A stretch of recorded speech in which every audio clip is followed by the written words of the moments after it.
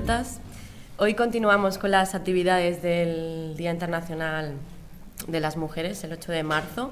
Esta es una de las actividades que el Ayuntamiento ha puesto en este programa. Y yo solamente os voy a presentar a Octavio Salazar Benítez.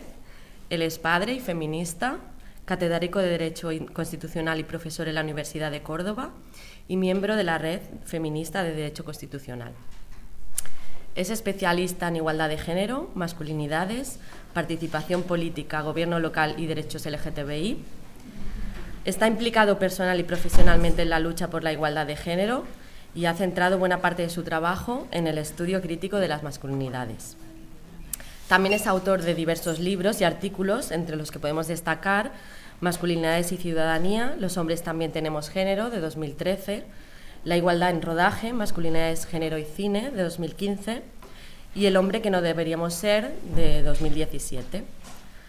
En 2017 también publica su primera novela, Autorretrato de un macho disidente, y por la cual recibe el premio al hombre progresista del año que concede la Federación de Mujeres Progresistas de España.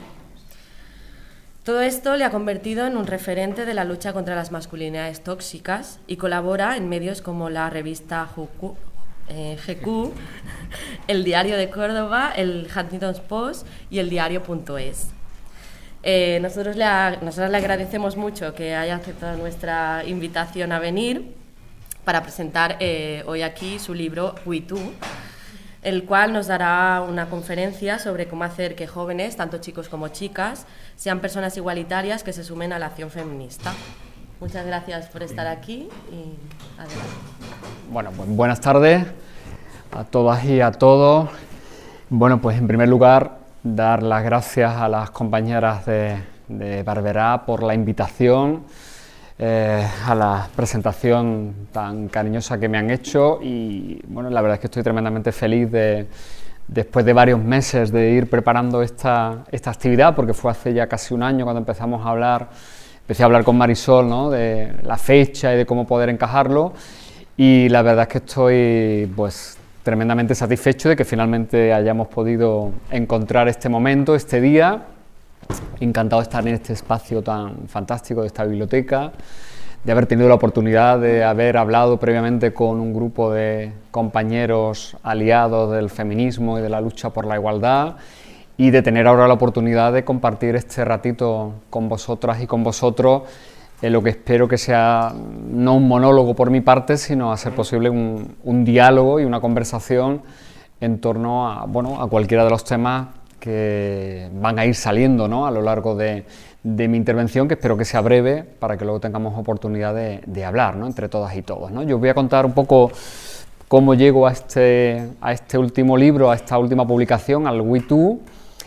Voy a ir un poco haciendo un recorrido muy casi de puntilla por los contenidos esenciales del libro, y al hilo de eso yo creo que van a ir saliendo muchos temas que tendremos oportunidad de trabajar, y luego pues estaré abierto a cualquier pregunta, a cualquier intervención que queráis hacer, cualquier opinión. Pues yo encantado de que tengamos, como decía antes, esa conversación, ¿no? Es para mí además, y no quería que se me olvidara decirlo, un tremendo honor para mí estar en un espacio como este, ¿no?, y en las actividades que ha organizado esta unidad específica dedicada a políticas de igualdad, ¿no?, del Ayuntamiento de Barberá, después de tener noticia de que por aquí han pasado gente como Marcela Lagarde, ¿no?, a la que tantísimo admiro, ¿no?, y que de hecho luego va a salir por ahí, o compañeros como Miguel Lorente, que ha estado aquí ya en varias ocasiones, o Richard Bachete, que estuvo aquí, que volverá el mes que viene. Así que para mí es todo un honor, ¿no?, seguir, ¿no?, esa línea de trabajo, ¿no? Bueno, pues yo lo primero que quiero hacer con vosotros es presentarme, ¿no?, y explicar por qué me siento un hombre feminista, o mejor dicho, como a mí últimamente además me gusta puntualizar, es que estoy en proceso de ser feminista, ¿no? Quizá el término es demasiado grande como para tener yo la osadía de decir que ya soy feminista, ¿no?, con todas las letras y con toda la contundencia que eso significa, ¿no? Yo creo que convertirte en una persona feminista es iniciar un proceso de larguísimo recorrido en el cual todas y todos, pero muy especialmente los hombres, tenemos que ir desaprendiendo todo lo que hemos ido aprendiendo desde pequeñitos, desde que apenas nacimos, ¿no? Entonces, eso es un proceso tremendamente complejo, lleno de tira y afloja, donde con frecuencia nos seguimos equivocando y tropezando con las mismas piedras.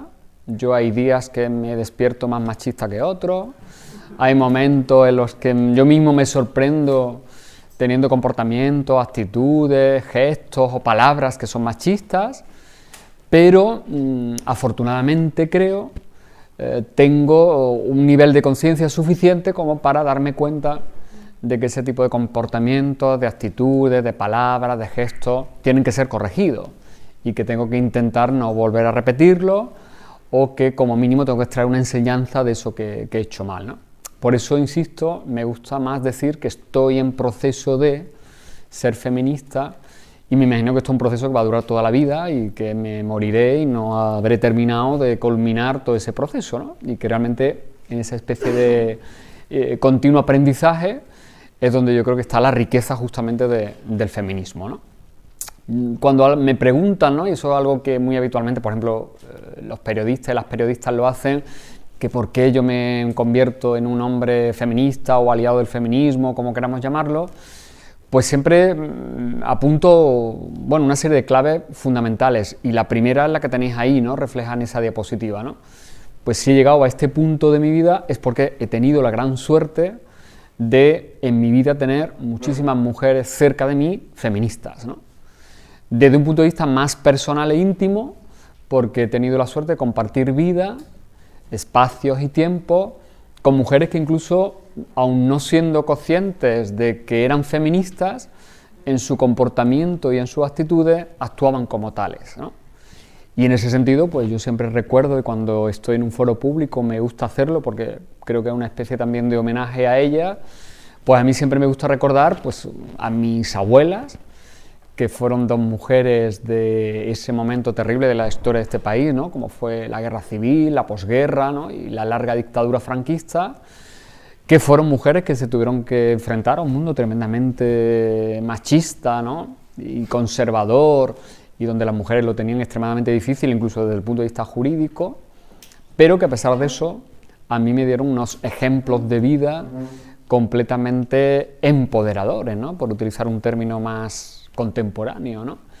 Y como en ese libro que antes ha citado por ahí, ¿no? Que es una especie de biografía, ¿no? El autorretrato de un macho disidente, pues lo digo ahí expresamente, pues yo llegué a un momento de mi vida en que me di cuenta de que de mayor me gustaría ser más como mis abuelas que como mis abuelos, ¿no? Porque efectivamente en ellas encontraba una serie de valores, de capacidades, de herramientas vitales mucho más valiosas, ¿no? Y efectivamente, insisto, me parecieron ambas, ¿no? Mujeres tremendamente luchadoras y en un mundo pues, que efectivamente se lo ponía muy difícil, ¿no? Una de ellas, por cierto, vivió buena parte de su vida en Barcelona, ¿no? Porque formó parte de esa gran cantidad de gente que emigró, ¿no? Desde Andalucía hasta Cataluña, ¿no? Y de hecho, pues mi primer recuerdo que yo tengo de esta tierra, pues justamente venir a casa de mis abuelos en Barcelona, ¿no? Y pasar ahí algunas temporadas, ¿no?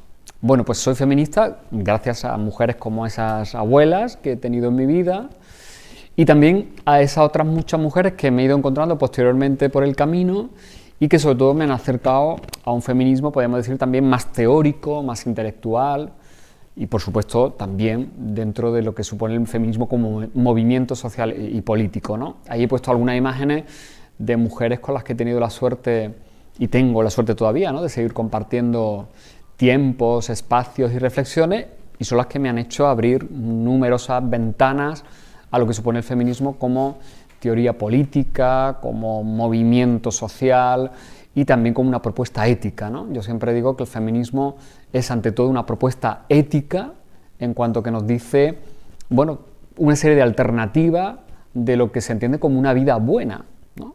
Incluso con independencia del sexo, ¿no? Y de las condiciones de género, ¿no? De los seres humanos.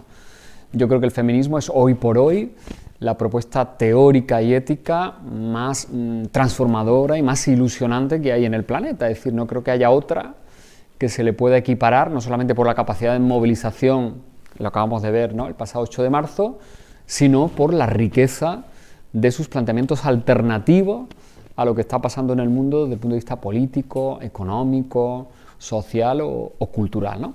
Entonces, gracias a mujeres como las que tenéis ahí, ¿no? Ahí tenéis a Rosa Cobo, ahí tenéis un debate que tuve hace unos meses con Lidia Falcón, ¿no? En el Feminario de Valencia, ¿no? Que es una de las históricas, ¿no? del feminismo de este país, ¿no?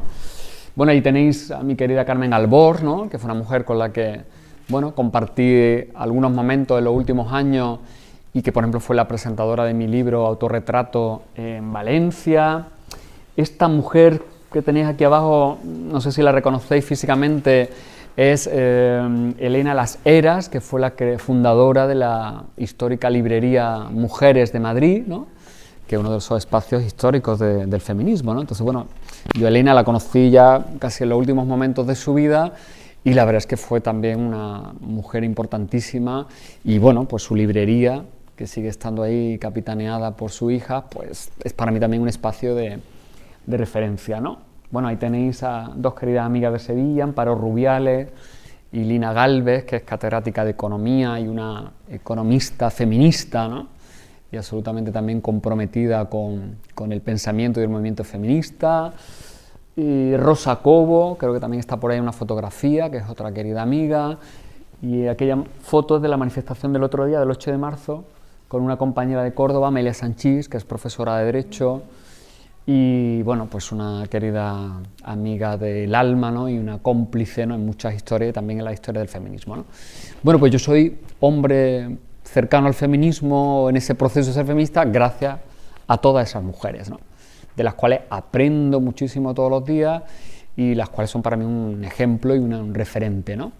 Desde el punto de vista más activista, pues yo también tengo mucha relación en Córdoba con la plataforma cordobesa contra la violencia hacia las mujeres, que me parece, pues bueno, pues también uno de esos colectivos sociales pues más admirables que yo he podido encontrar, ¿no? En mi trayectoria como ciudadano, ¿no? Y por lo tanto para mí esas mujeres que están ahí a pie de calle, ¿no? A pie de obra, ¿no? Como a mí me gusta decir, pues son también un referente, ¿no? Y luego hay otro elemento clave en ese proceso de evolución personal que tiene que ver, y me imagino que algunos de los hombres que estáis aquí, me imagino que lo habréis vivido, supongo, ¿no? De manera similar, es el hecho de la paternidad, ¿no? Si yo tengo ahora mismo un hijo adolescente, que acaba de cumplir 17 años, y bueno, el hecho de ser padre fue también para mí un momento clave en replantearme muchas cuestiones que tenían que ver con ese modelo de masculinidad hegemónico en el que yo había sido educado y que yo había ido prorrogando a lo largo de los años, ¿no? Sobre todo en todo lo que suponía desde la vivencia de las emociones, de los cuidados, de todo eso que ahora hemos convenido en llamar la corresponsabilidad, pero sobre todo, insisto, a nivel más personal e íntimo, fue uno de esos momentos vitales que a mí me obligaron pues, a ponerme delante del espejo y a plantearme qué hombre no quería ser, ¿no? Y qué hombre debía ser desde la experiencia, ¿no? de un padre presente, de un padre responsable y de un padre que de alguna manera se liberase de esa jaula, ¿no? De la virilidad en la que creo que están la mayoría, ¿no? De mis colegas varones, ¿no? Un padre tremendamente imperfecto, es decir, y hace pocos días los compañeros de papás blogueros, ¿no? Que es una experiencia ahí de padres, ¿no? Muy activa en las redes sociales, mi amigo Joaquín Montaner de Sevilla, ¿no? Pues me pedían un texto, ¿no? Para este mes de marzo, ¿no? Donde ellos también celebran el Día del Padre de manera alternativa, ¿no? A lo tradicional, y yo les mandaba un texto que tenéis ahí un poco el encabezamiento, donde yo hablaba de mi experiencia imperfecta, ¿no? de la paternidad, ¿no? Y yo creo que los hombres tendremos que empezar a reconciliarnos con esa naturaleza imperfecta, ¿no? Quizás los hombres hemos sido siempre educados y socializados en la idea de la omnipotencia, es decir, que éramos seres que lo podíamos todo, que lo sabíamos todo, o que al menos se nos preparaba para saberlo todo y para poderlo todo, y realmente cuando uno avanza en la vida se da cuenta de que efectivamente somos seres absolutamente precarios, absolutamente vulnerables, absolutamente frágiles y por lo tanto absolutamente imperfectos, ¿no?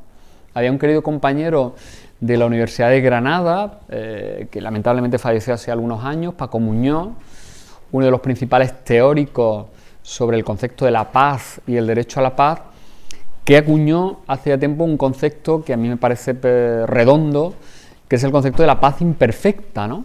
Y efectivamente cómo la humanidad en definitiva tiene que manejarse con ese concepto de la imperfección, ¿no?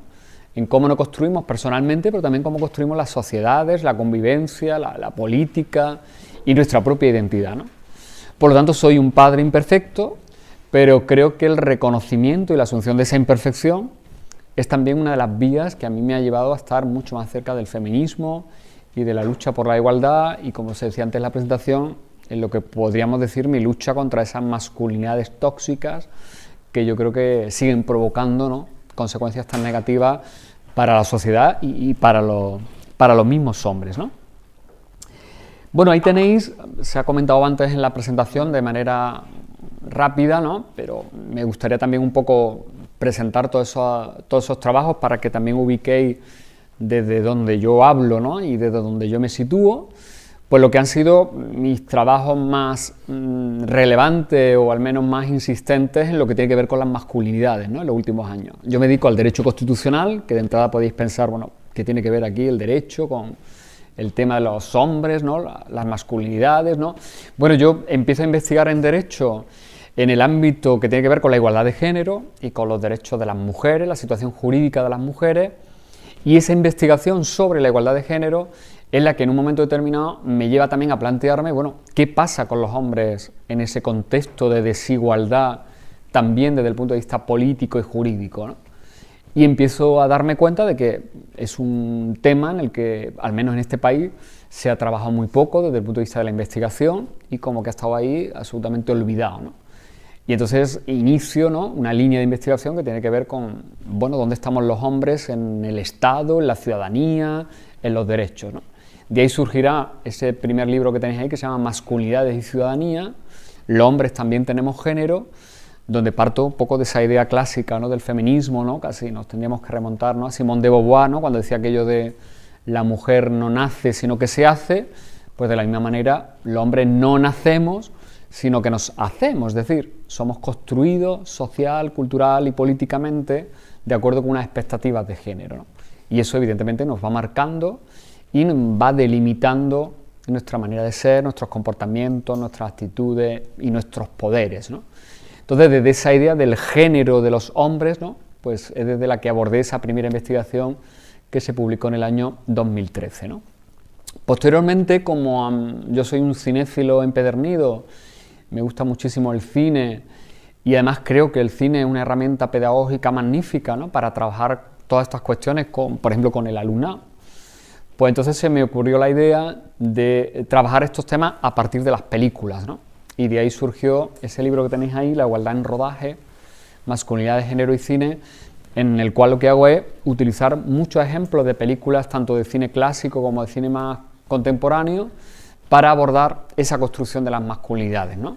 El papel de los hombres en las familias, los hombres como padres, los hombres como políticos, las relaciones amorosas, la sexualidad, la diversidad afectivo-sexual, ¿no?, utilizando ejemplos de películas que, bueno, a mí me parecían significativas y que podían darme algunas referencias importantes, ¿no? En el año 2017, pues podríamos decir que, utilizando una expresión como muy del lenguaje de la calle, me lío la manta a la cabeza y decido publicar un libro que tiene que ver mucho más de lleno con mi vida más personal y más íntima, que es ese autorretrato de un macho disidente, ¿no?, que tenéis ahí con esa portada tan llamativa e impactante, ¿no? Y bueno, es un libro de narrativa, no es un ensayo, no es un libro que tiene que ver con la teoría de jurídica ni política, y es un libro donde yo cuento mi propia experiencia personal, las distintas etapas por las que yo paso, ¿no?, en mi vida, ¿no?, desde el punto de vista amoroso, desde el punto de vista sexual, mi infancia, mi adolescencia, mi relación con el feminismo, ¿no?, y todo lo cuento en primera persona, y quizás porque en aquel momento yo sentí la necesidad de hacer ese ejercicio de quedarme desnudo, ¿no?, ante los demás y ante mí mismo, ¿no?, en un ejercicio que también yo diría que es poco habitual entre los hombres, ¿no? Es decir, yo creo que los hombres estamos poco habituados a hacer una narrativa de nuestras debilidades, ¿no?, de nuestros fracasos, como antes decíamos, de nuestras imperfecciones. muy raro. Yo en aquel momento, cuando estaba preparando ese libro, busqué todas las referencias literarias que tenían que ver con obras hechas por hombres, tipo diarios, memorias, biografías, donde nos encontrásemos todos esos procesos, ¿no? Incluso de deconstrucción, ¿no? del sujeto. Y realmente que hay pocos ejemplos, hay algunos, ¿no? Pero realmente pocos. Cuando por el contrario las mujeres sí que habéis hecho mucho más ese ejercicio, ¿no? Desde el punto de vista literario, bueno, pues la historia de la literatura está llena de, por ejemplo, diarios, memorias, cartas, ¿no? Como eso lo ha trabajado mucho mi amiga, la escritora Laura Freixa, y lo cuenta perfectamente, ¿no? Porque efectivamente vosotras como mujeres sí que os habéis sentido en algún momento obligadas, por la misma circunstancia que habéis vivido, a hacer ese ejercicio de introspección, de análisis interno, de plantearos cuál era vuestro lugar en el mundo, de reflexionar sobre vuestras luchas, ¿no? Con el mundo que os lo ponía especialmente complicado, mientras que nosotros en todo caso lo que hemos hecho ha sido contar nuestras batallitas, nuestras heroicidades, ¿no? Y nuestras conquistas, ¿no?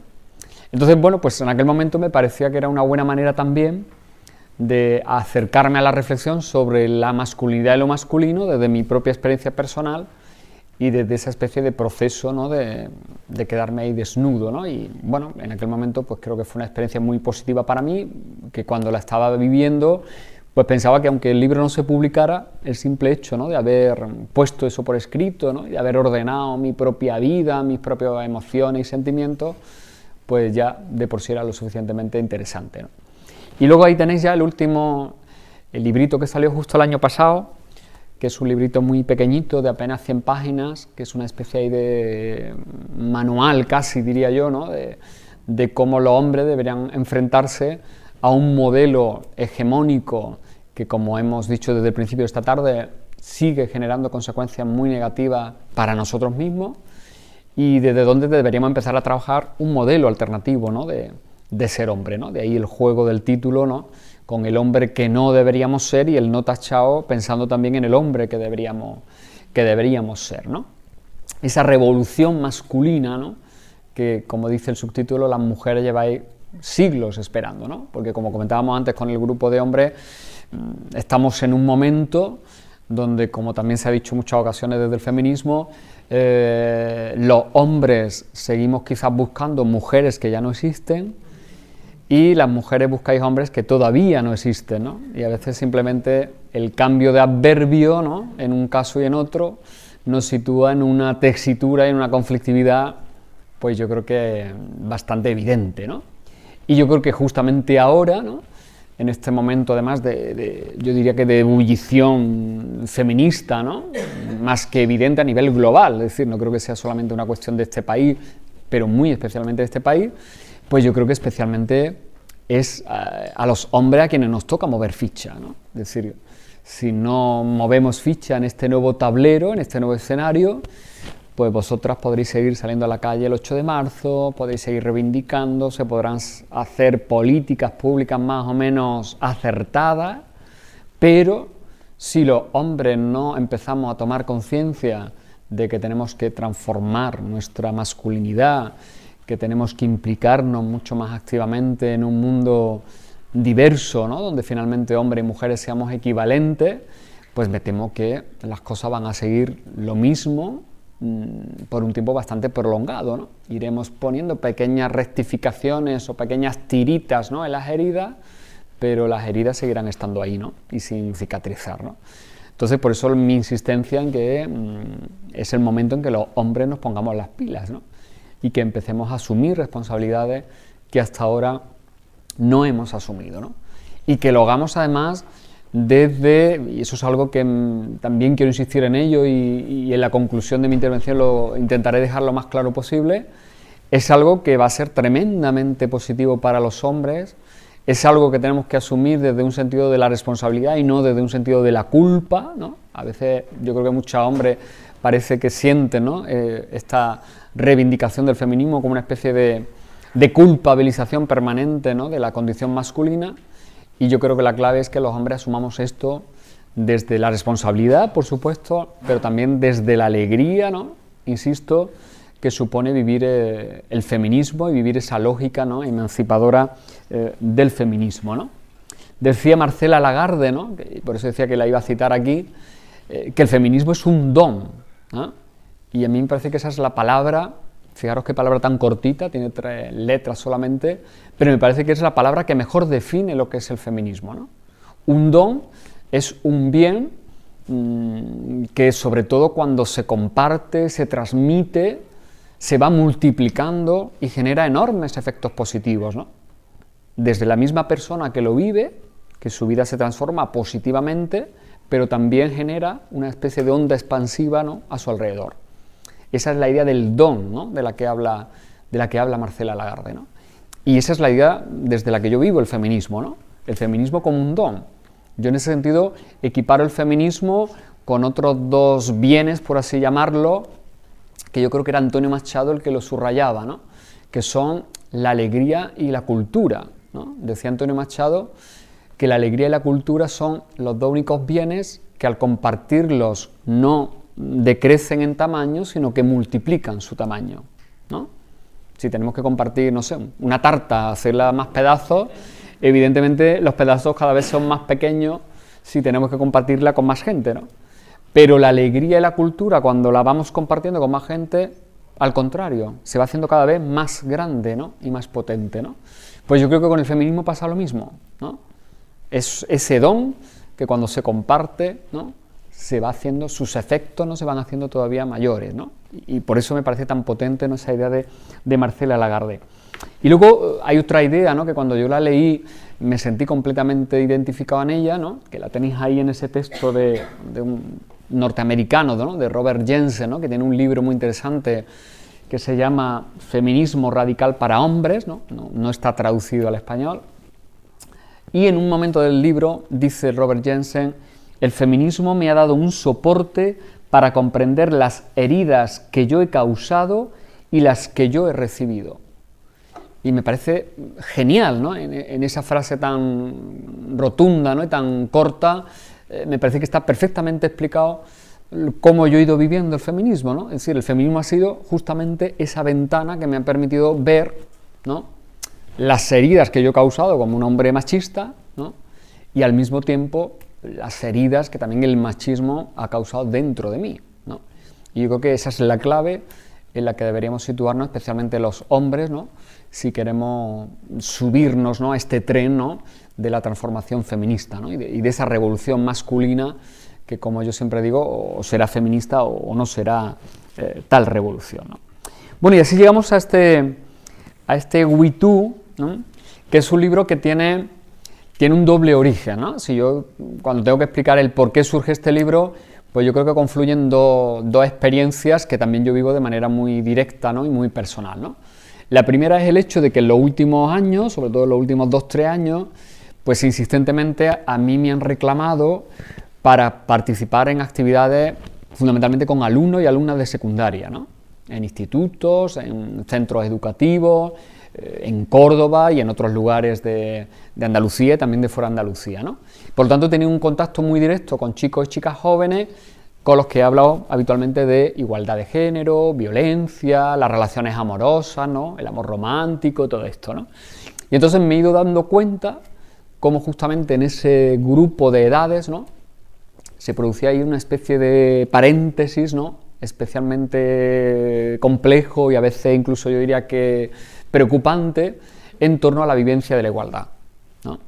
Por mucho que se haya avanzado en este país en temas coeducativos, por mucho que la sociedad podamos pensar que vivimos ya una sociedad plenamente igualitaria, la verdad es que cuando te enfrentas muy especialmente a chicos y chicas que están en esas edades, te das cuenta cómo siguen en muchos casos reproduciendo comportamientos y actitudes muy machistas, ¿no? Y cómo en esos grupos yo especialmente me daba cuenta cómo los chicos, los varones, andaban especialmente desorientados, ¿eh? Mientras que he ido viendo cómo esas chicas más jóvenes cada vez iban teniendo más claro, ¿eh?, lo que significaba el feminismo, las cosas que eran intolerables y las que no podían consentir, cómo tenían de entrada, ¿no?, un mayor interés por saber de todas estas cuestiones. Por el contrario, y antes se lo decía a ellos, los chicos casi siempre se quedaban al final de la sala, como si fueran, bueno, un público absolutamente indiferente. En muchos casos se sentían hasta agredidos cuando les contaba determinadas cosas que tenían que ver con el feminismo, y yo lo que detectaba en ello era como una absoluta desubicación, ¿no?, en este nuevo escenario donde las chicas cada vez están pisando más fuerte, ¿no? Hay una vez en un grupo, me acuerdo que hay un chico que me dijo con esa, bueno, pues con esa inocencia, ¿no?, y esa naturalidad con la que hablan ellos también, pues me dijo algo así como: es que estas vienen avasallando. Claro, estas encima son mejores estudiantes que nosotros, son más responsables, sacan mejores notas, y encima, en fin, están aquí con un poderío, ¿eh? Y claro, ese están avasallando, ¿no?, yo creo que era un verbo lo suficientemente expresivo de cómo muchos chicos se están sintiendo hoy día, ¿no?, frente a lo que están viendo las mujeres, ¿no? Entonces, eso ya me puso en alerta de que había que trabajar especialmente con los chicos, ¿no?, con las chicas y con los chicos adolescentes, pero muy especialmente con ellos, ¿no? Y luego también lo he ido viviendo, porque como decía antes, tengo un hijo adolescente y por lo tanto tengo el laboratorio, lo tengo en casa, ¿no? Y entonces, también se lo comentaba antes a los compañeros, pues estoy viviendo uno de esos momentos como padre en los que me siento padre más imperfecto, padre más dubitativo y padre más feministamente imperfecto del mundo, porque a veces no sé cómo actuar, cómo reaccionar o cómo enderezar determinados comportamientos que veo en mi hijo cuando empieza a vivir, bueno, pues ya por sí mismo y empieza a sentirse muy necesitado, ¿no?, del grupo de iguales, de esa fratría donde se reproducen a veces comportamientos muy machistas, que está, por supuesto, permanentemente en las redes sociales y pegado al móvil, ¿no?, como si fuera no su segunda, sino su primera casa. Entonces, eso también me hizo ver que había que dirigir muy especialmente la mirada a los chicos en esas edades, ¿no? Y, en tercer lugar, la tercera experiencia ligada a esas dos es que cuando yo iba, por ejemplo, a un espacio como este, ¿no?, una biblioteca o, por ejemplo, a una librería, en los últimos años me iba encontrando cada vez más con libros dirigidos a chicas, pero no me encontraba libros sobre chicos. Cada vez he visto que hay más libros tremendamente interesantes, ¿no?, sobre nuevos modelos de mujer, los cuentos para niñas rebeldes, libros sobre mujeres científicas, ¿no?, cuando seas mayor tienes que convertirte tal, el libro con la biografía de Frida Kahlo, no sé qué, pero no encontraba libros donde a los chicos, por ejemplo, se les hablara de otros referentes de chicos, donde se les explicaran cuestiones relativas al feminismo, donde se hablara sobre su masculinidad, prácticamente ninguno, ¿no? Y entonces, bueno, todo eso me hizo pensar en que había ahí un vacío, ¿no?, que era urgente llenar, ¿no? Y esos fueron los motivos que me llegaron a plantear este libro, que es un libro dirigido muy especialmente a chicas y chicos adolescentes, pero poniendo el foco muy especialmente en ellos. Yo a lo largo del texto, cuando lo leáis, pues veréis que me dirijo indistintamente a unas y a otros, pero luego hay determinados momentos del discurso en los que me dirijo a ellos, y entonces hablo en masculino y le digo, mucho cuidado que vosotros, tal, ¿no? Y cuando hay partes en las que pienso más en ellas, me dirijo a ellas en femenino, ¿no? Y luego hay una parte final en el libro, que son una especie de como de consejos, ¿no?, o de pautas, ¿no?, que fundamentalmente se las dirijo a ellos, ¿no?, a los chicos, ¿no?, porque especialmente creo que los que ahora mismo son los que están más necesitados, ¿no?, de alguna brújula, ¿no?, como tiene el subtítulo del libro, para que no se salgan mucho, ¿no?, del camino, ¿no? Entonces es un libro que he pretendido hacerlo con un lenguaje tremendamente divulgativo, cercano a lo que puede ser comprensible por ellos y por ellas. No es un libro nada académico ni nada científico, tiene referencias de feministas y de pensadoras o de pensadores, pero absolutamente despojados de esa carga académica, ¿no?, que a veces hace tan difíciles de leer los libros que escribimos los universitarios. No sé si he conseguido llegar a ese punto, porque eso sois los lectores y las lectoras quienes tenéis que decirlo, pero esa era la intención, ¿no? Y luego también he pensado que podía ser un libro ideal para que se trabajara pues en las aulas. Espero que haya muchos profesores y profesoras que lo utilicen como una herramienta pedagógica, y también, como en esta semana me han preguntado mucho, pues creo que también puede ser un libro muy útil para que antes de que lo lean los niños y las niñas, lo lean los padres y las madres, que supongo que también en muchas ocasiones serían los primeros, ¿no?, que tendrían que tener claros determinados conceptos, ¿no?, o determinadas cosas que damos por evidentes y a lo mejor no son tan evidentes, ¿no?, para todo el mundo, ¿no? Y con esa pretensión está hecho el libro, ¿no? Cada capítulo, el libro está dividido en 10 capítulos y cada capítulo, ahí os pongo simplemente un ejemplo, está encabezado con una serie de preguntas, ¿no? Son preguntas como muy simples a primera vista, que tienen que ver en muchos casos con la vida más cotidiana del lector o de la lectora que se enfrenta a las páginas, y con las que yo pretendo es que esas primeras preguntas les sirvan ya un poco para empezar a revisarse a sí mismos, ¿no? Desde el primer capítulo, donde ya empiezo a preguntarle si te considerarías feminista o no, si alguna vez le han hablado de Olimpia de Gouges, si podría citar el nombre de alguna filósofa, si cuando eran pequeños le regalaron un muñeco o un balón, o si consideran, podrían poner algún ejemplo donde el lenguaje invisibilice o denigre a las mujeres, o si su abuela, o si tu abuela o su bisabuela tuvieron, por ejemplo, alguna profesión más allá del trabajo que hacían en sus casas, ¿no? Entonces, en cada capítulo relacionado con el tema que se desarrolla en el capítulo, hay una serie de preguntas dirigidas a interpelar, ¿no?, muy directamente al chico o a la chica, ¿no?, para que ellos ya un poco se sitúen, ¿no?, en el tema. Al final del libro hay como una especie de apéndice donde cada capítulo tiene una serie de recomendaciones de otros materiales que permiten seguir profundizando en esos temas, ¿no? Ahí simplemente he hecho una foto de una parte de ellos, ¿no?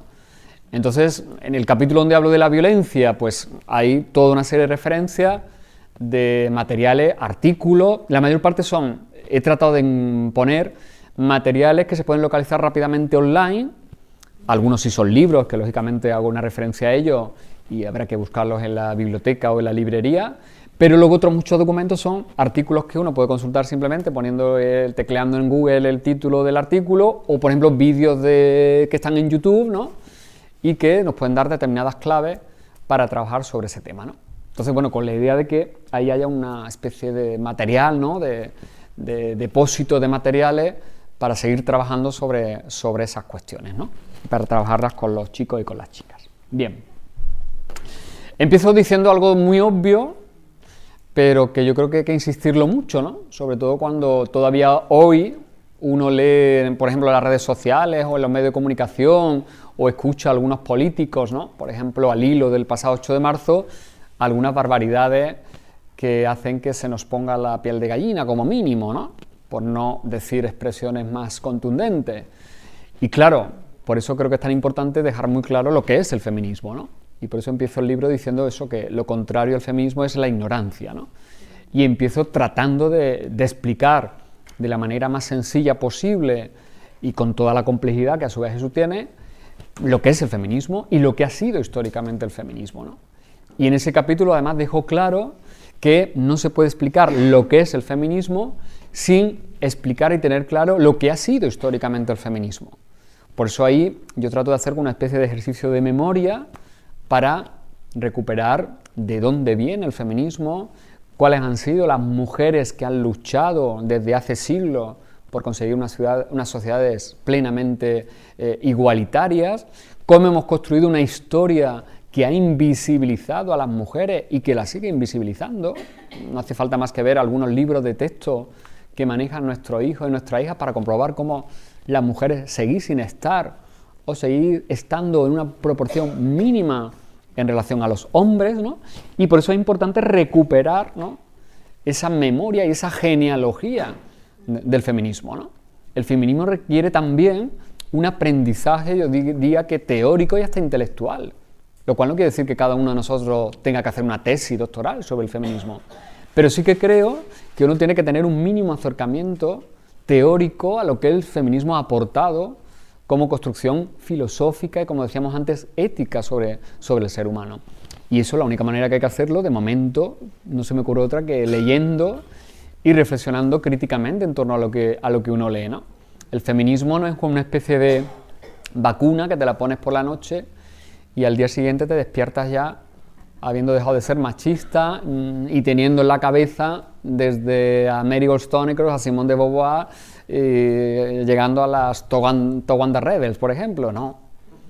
El feminismo es un proceso de aprendizaje, como os decía antes, largo, complejo y donde hay mucha vivencia personal, pero también de vivencia intelectual, ¿no? Entonces yo en este primer capítulo trato sobre todo de plantear esas bases más teóricas, ¿no?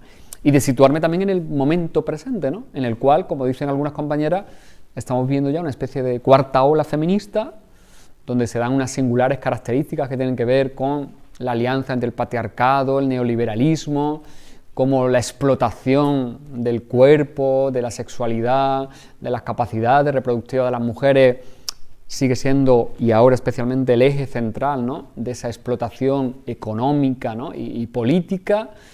Y desde ese momento, ¿no?, tan complicado que estamos viviendo, pues hago un llamamiento a eso que también ha explicado, por ejemplo, Marcela Lagarde, que es la sororidad, ¿no?, como esa experiencia, ¿no?, que va más allá de la fraternidad masculina, ¿no?, y que tiene mucho que ver con una concepción también ética, ¿no?, de la vida con los otros y con las otras, ¿no?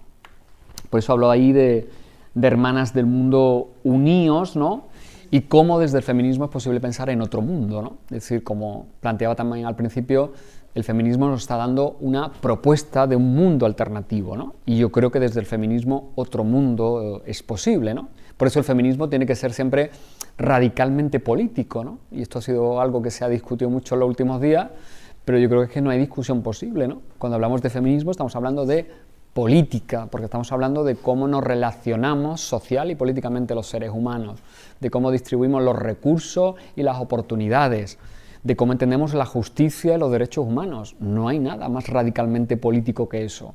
Y tiene que ser radical porque tiene que ir a las raíces y a las estructuras de un sistema, ese sistema sexo-género, ¿no?, del que hablaba Kate Millett, que es el que todavía hoy sigue condicionando las oportunidades y el ejercicio de los derechos de unos y de otras, ¿no?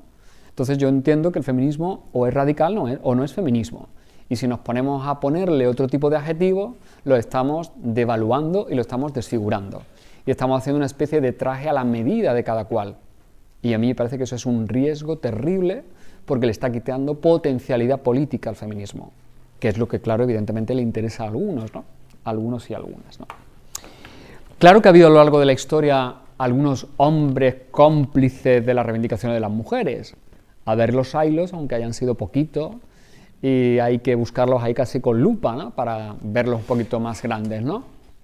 Pero en este capítulo yo trato de ver también cómo efectivamente ha habido hombres que en determinados momentos históricos, y ahí os pongo el ejemplo, ¿no?, de John Stuart Mill al lado de la gran compañera que tuvo y gran feminista Harriet Taylor, ¿no?, en esa fotografía que yo siempre reivindico porque es una fotografía en la que los vemos a los dos a la misma altura, ¿eh?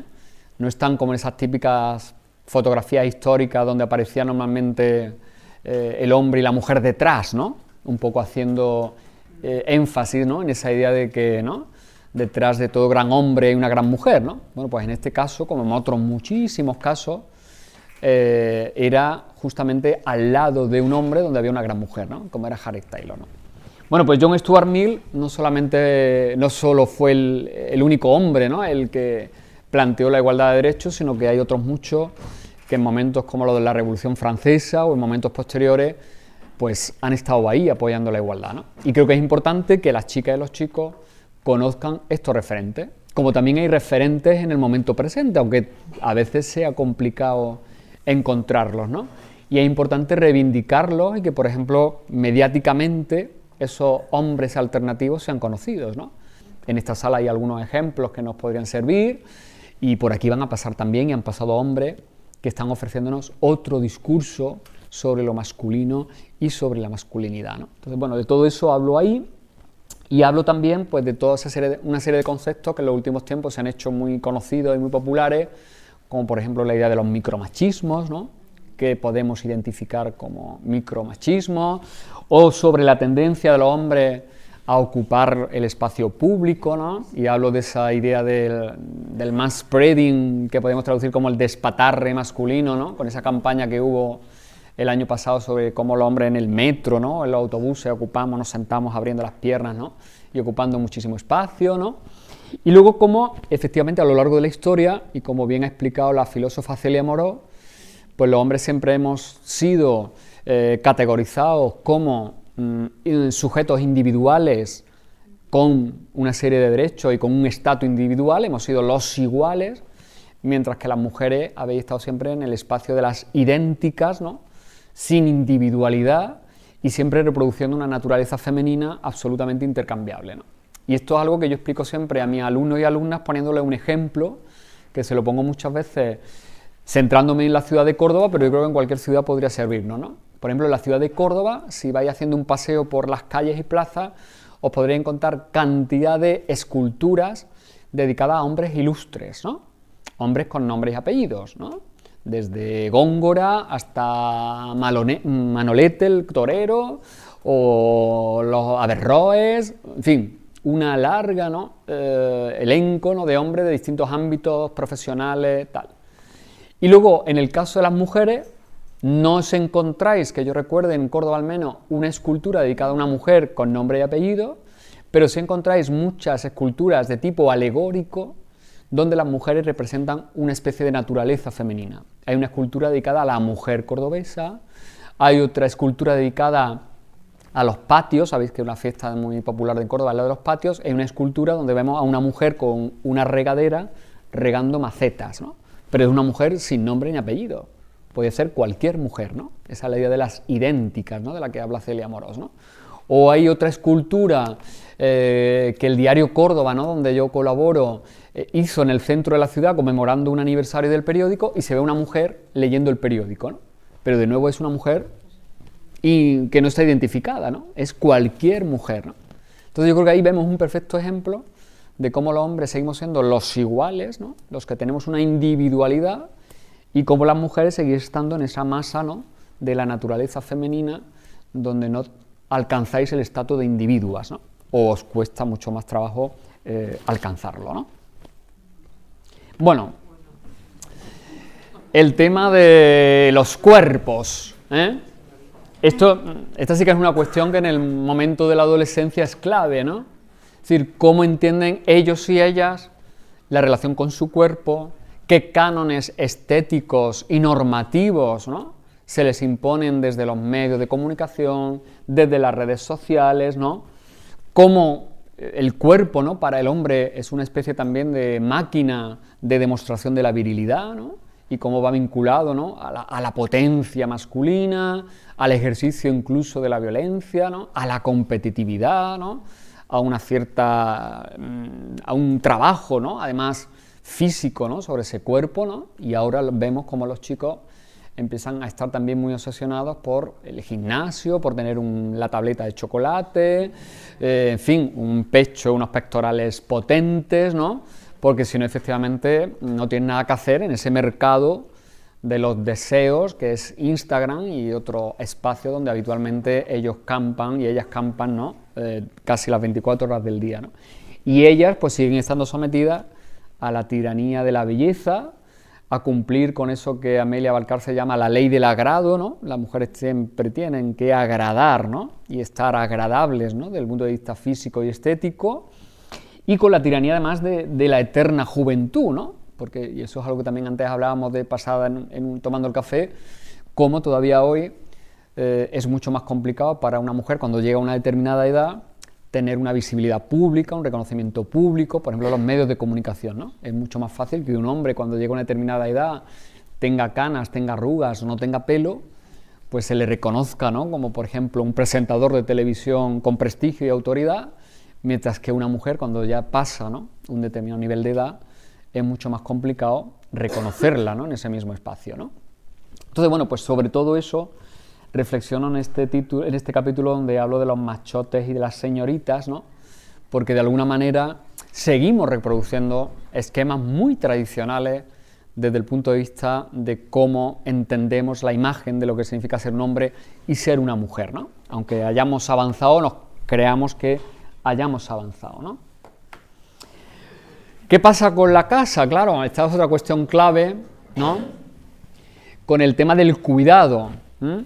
Y a mí me parece que es fundamental trabajar esto con los hombres en general, pero claro, empezar a hacerlo desde jóvenes, yo diría que desde pequeñitos, ¿no? Es decir, a los hombres no se nos educa para cuidar, se nos educa para que seamos siempre cuidados. y para que tengamos siempre a una especie de batallón de mujeres cuidando de nosotros, ¿no? Como bien explica Almudena Hernando, los hombres siempre hemos sido independientes gracias a que hemos tenido una serie de mujeres dependientes de nosotros, encargadas de tener cubiertas nuestras necesidades afectivas, emocionales, domésticas y de cuidado en general, ¿no? Y yo creo que en gran medida eso sigue siendo así.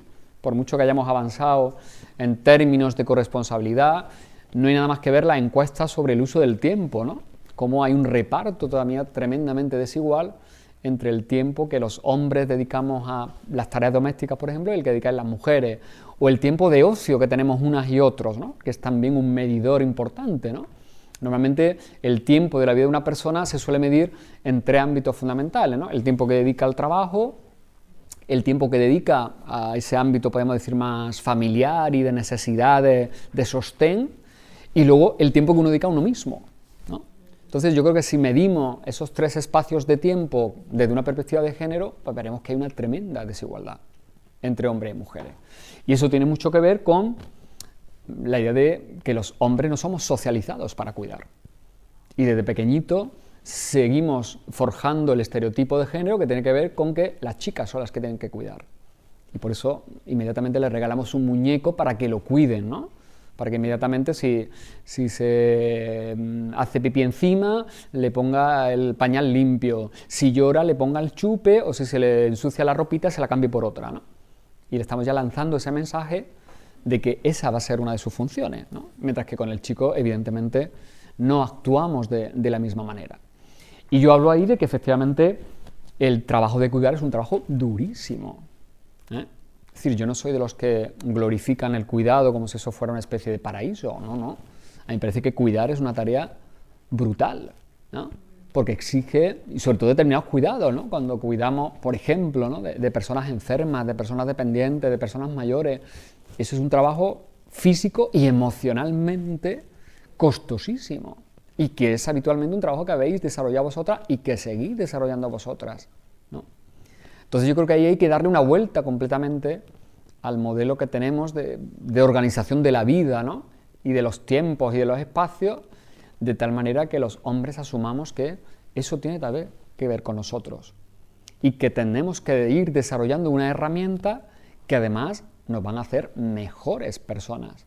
Es decir, no solamente nos van a preparar para cuidar, sino que también yo creo que eso va a posibilitar que tengamos una mejor relación con nuestros cuerpos, con nuestras debilidades, con nuestras carencias, ¿no? Es decir, yo creo que es una clave también importantísima para que los hombres nos reconciliemos con esa parte de humanidad de la que hemos huido habitualmente porque hemos entendido que era de las mujeres y que era femenina, ¿no? Y yo creo que ahí los hombres nos hemos negado toda una serie de vivencias que son tremendamente enriquecedoras, ¿no? Entre otras cosas, para convertirnos también en seres autónomos, ¿no?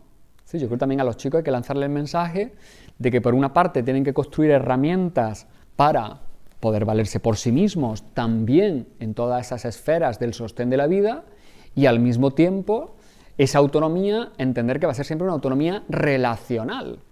Es decir, que siempre vamos a tener que estar vinculados a personas con las que vamos a compartir la vida y que vamos a necesitar de ellas y ellas de nosotros para poder tirar para adelante, ¿no?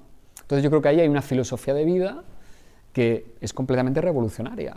Eso es lo que había que poner en el centro de la agenda política.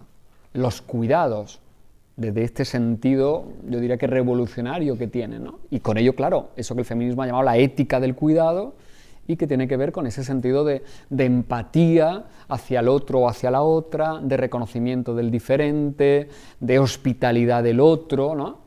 Y cómo eso tendría una proyección, pues entre otras cosas, en todas las políticas, ¿no?, que podríamos desarrollar en nuestras sociedades democráticas, ¿no? Y que, por supuesto, pues servirían de freno pues a barbaridades como la que ayer dijo Rafael Casado, de que las mujeres inmigrantes podrían dedicarse a parir niños para la adopción y de esa manera pues podrían evitar que se expulsaran, ¿no?, del territorio, ¿no? Los chicos también lloran, claro, y ahí recupero un concepto que no es mío, sino que es de un artista británico que escribió un libro el año pasado muy interesante que se llama La caída del hombre, donde él habla de que los los tíos somos estreñidos emocionales, ¿no? Y a mí me gustó tanto esa expresión que la he recuperado ahí y está en este capítulo, ¿no? Porque claro, este capítulo tiene que ver con toda esa negación que los hombres habitualmente hemos hecho de lo que tiene que ver, según nosotros o según la cultura que nos ha socializado, con lo femenino, ¿no? Ser un hombre es no ser una mujer y no comportarte como una chica y que no te gusten las cosas de chica y no expresas las emociones que expresan las chicas, etcétera, etcétera, etcétera, ¿no? Por eso el mayor insulto que todavía se le puede lanzar a un chico es llamarlo o mariconazo, o nenaza, o blandengue, o calzonazos, ¿no? Porque de esa manera lo que se le está diciendo es que no se está comportando como un hombre, ¿no? Y que se está comportando como una mujer. Entonces, claro, yo creo que esa manera de construirnos genera unos espacios tan tóxicos hacia los y las demás y hacia nosotros mismos, que me parece que también estaría otra de las claves fundamentales de trabajar con los chicos, ¿no? El que los hombres nos reconciliemos con esa dimensión emocional.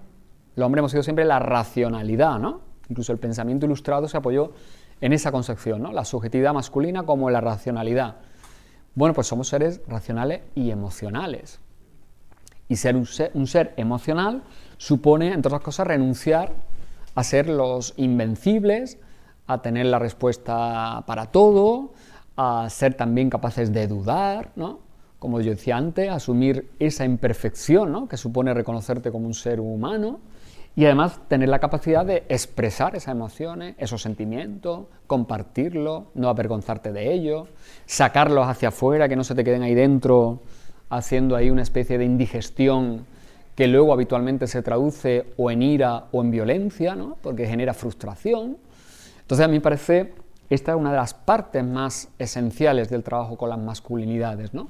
Toda esa dimensión más emocional que acaba siendo también o acaba teniendo una virtualidad política, ¿no? Partiendo de esa idea de que lo personal es político, pues yo creo que si esto lo trabajáramos, pues también tendría unas consecuencias políticas sin duda y sociales, porque iría reduciendo, creo yo, progresivamente muchas de esas consecuencias tóxicas de lo masculino que tienen que ver, por ejemplo, con la violencia, ¿no? O con lo mal que gestionamos determinados conflictos los hombres, ¿no? Entre otras cosas porque somos capaces, ¿no? de digerir pues, nuestros fracasos, nuestros miedos, nuestras inseguridades, porque tenemos ahí el mandato de omnipotencia y el mandato de virilidad, ¿no? Y claro, esto nos lleva al siguiente tema, ¿no? Que está íntimamente conectado, ¿no?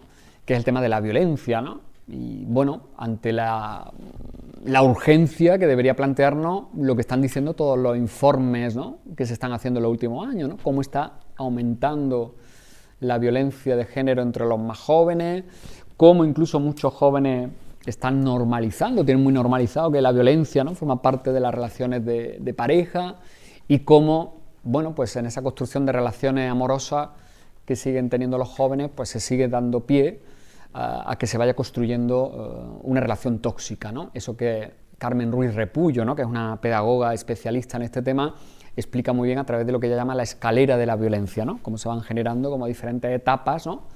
Desde lo más micro, ¿no? Hasta que ya llega la explosión última de violencia, donde efectivamente ahí vemos perfectamente, ¿no? Esa evolución que muchas veces es imperceptible, ¿no? Si no logra detectar que ahí se está generando una situación de violencia, ¿no? Y evidentemente la violencia de género es un problema de los hombres, ¿no? Esto lo dice siempre muy bien Miguel Lorente, lo explica muy bien y aquí lo habrá explicado, ¿no? La violencia la sufrís vosotras, pero es que el problema lo tenemos nosotros, ¿eh? Es decir, el único elemento que tienen en común todos los maltratadores y asesinos de mujeres es que son hombres y que comparten un modelo de masculinidad.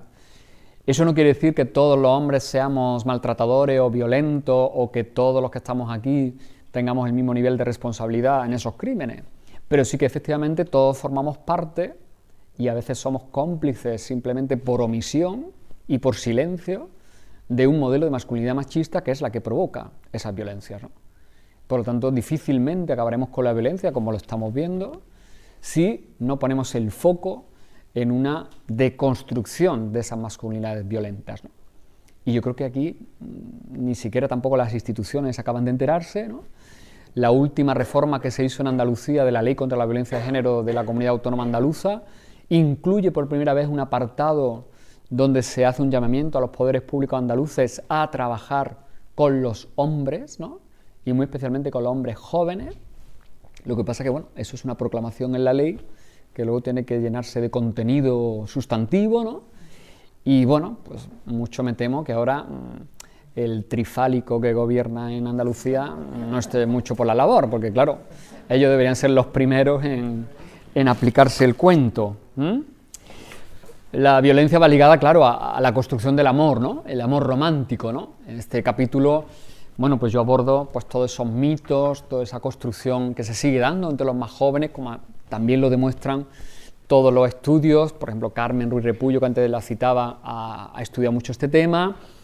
El mundo del cine, pues continuamente nos está ofreciendo referencias de esa idea del amor romántico, y yo siempre ahí recuerdo esta especie de metáfora que se puso de moda hace unos años entre los más jóvenes y entre no tan jóvenes, ¿no? El amor como un candado, ¿no? A partir de la novelita esta de Federico Mocha y de la película que lo hicieron, como los puentes de muchas ciudades se llenaron de candados simbolizando el amor que se tenía una pareja. Un candado. ¿Has visto qué metáfora, ¿no? Más brutal, ¿no? De lo que significa un candado, ¿no? Encerrar algo con llave, ¿no?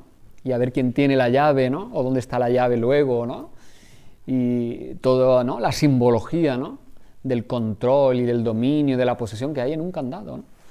Bueno, pues yo creo que esos mitos siguen estando muy presentes en la música que escuchan los jóvenes, en las películas que ven, en buena parte de las series que ven. Y luego el tema de la sexualidad, ligado al anterior, ¿no? Hay también un dato preocupante entre los más jóvenes que es pues, el consumo de pornografía, ¿no?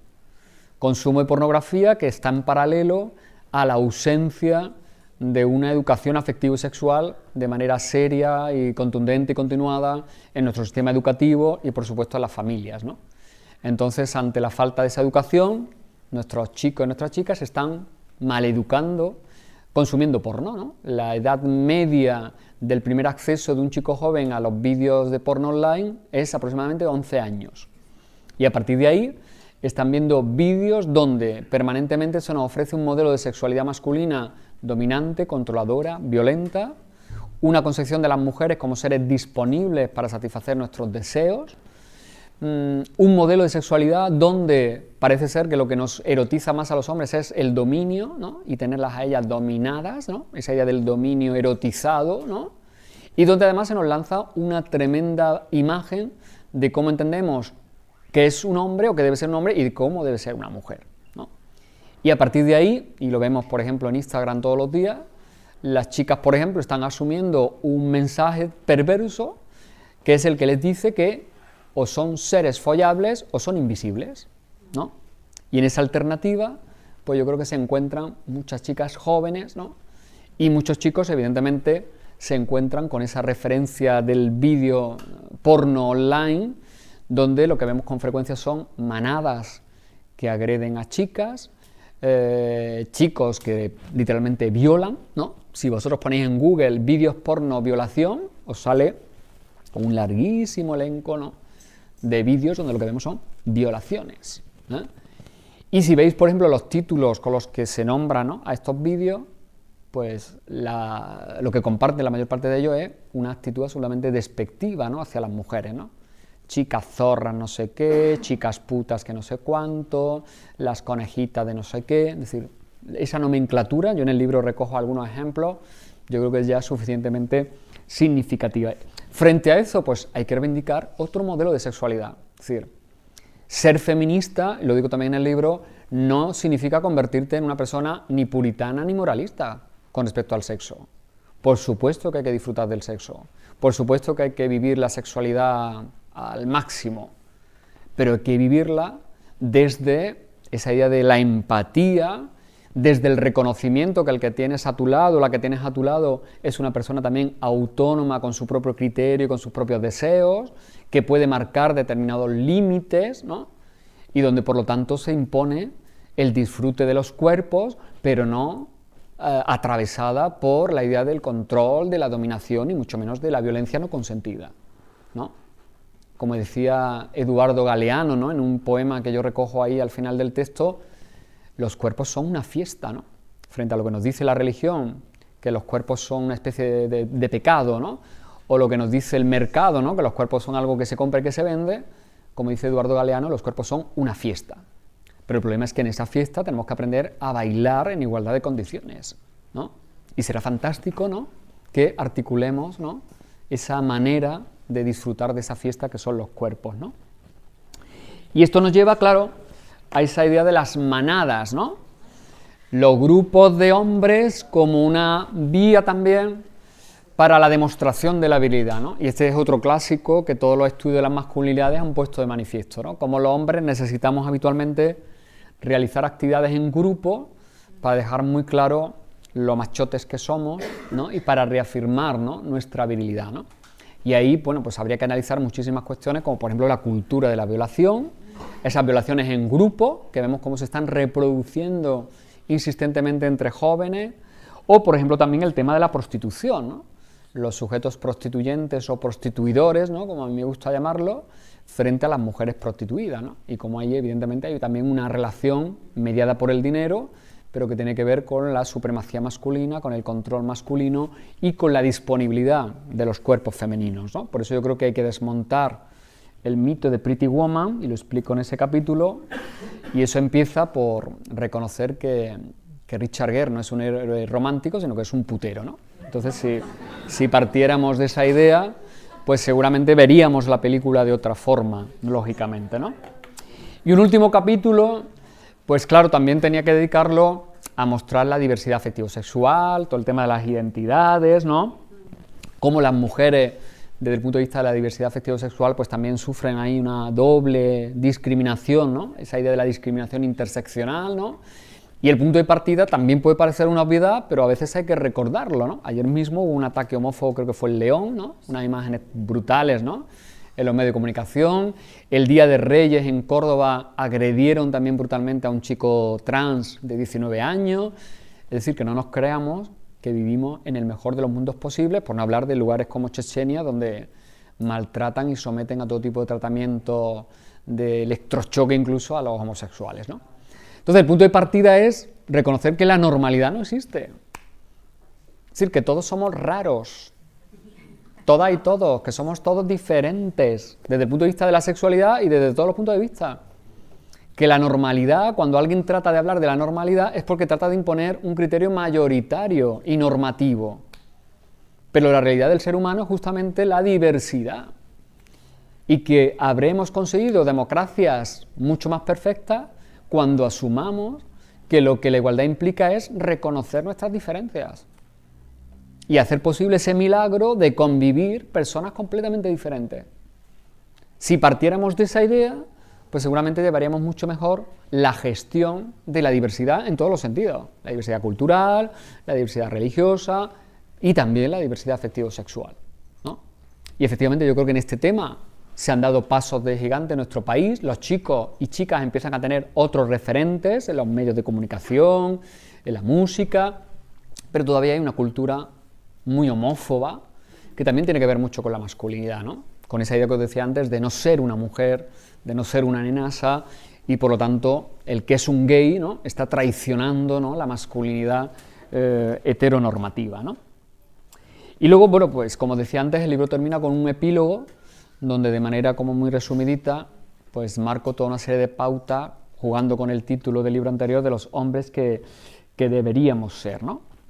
Yo creo, y voy a ir concluyendo, que los cuatro, por así decirlo, los cuatro grandes bloques, ¿no?, sobre los que creo que los hombres deberíamos trabajar, ¿no?, y sobre cómo deberíamos trabajar las masculinidades, pues yo creo que pasan por ahí, ¿no?, resumiéndolo mucho, ¿no?, y esquematizándolo mucho. Primero, el tema de la conciencia de género, es decir, el primer paso es eso que os simbolizo ahí con la foto, que seamos capaces de ponernos delante del espejo y ser capaces de reconocernos como sujetos privilegiados, jerárquicamente superiores y por lo tanto responsables de parte de las injusticias que sufren nuestras compañeras.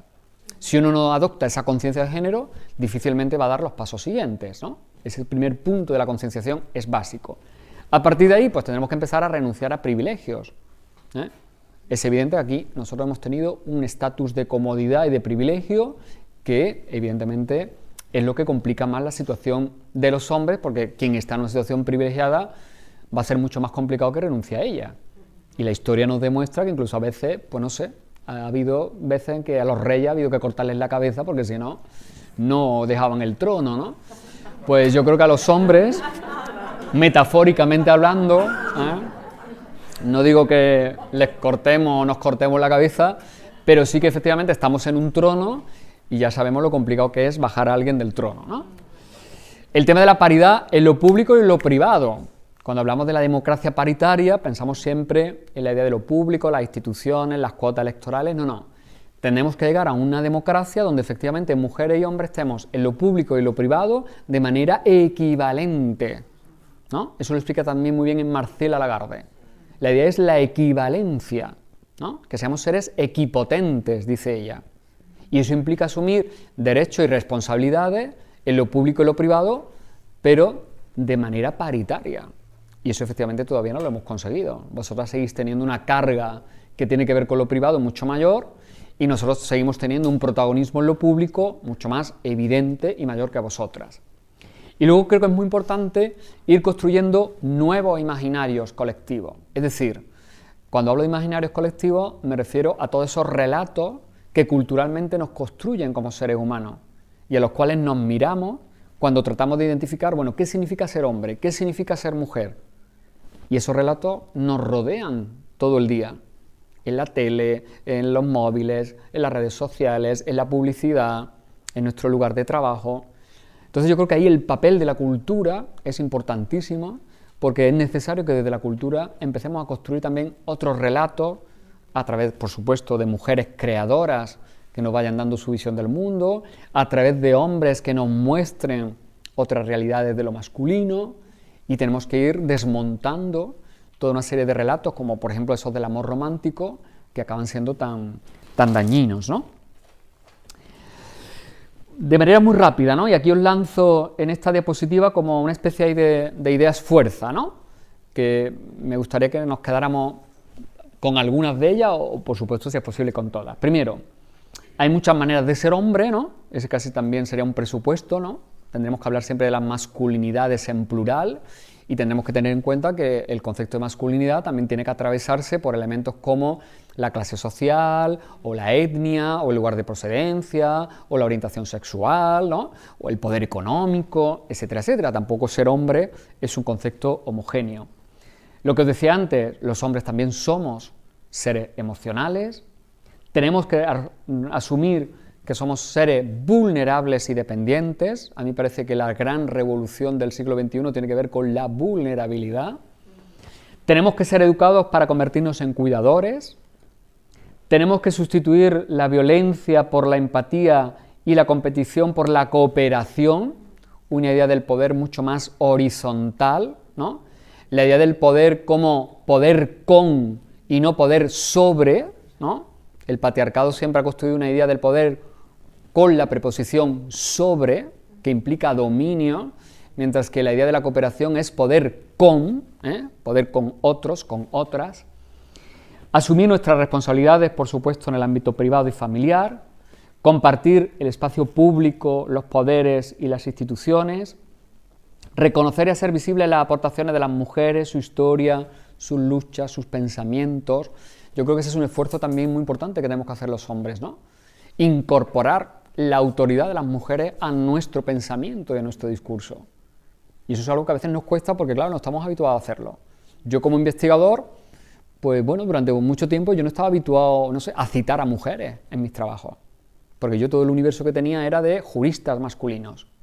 Bueno, pues yo creo que tengo que hacer el esfuerzo de citar mujeres, ¿no? Ayer, por ejemplo, tenía una discusión con algunos compañeros en un libro colectivo que estamos haciendo porque insistían en que las citas de los libros y de los artículos tenían que ponerse todos con los apellidos y la inicial solamente del nombre.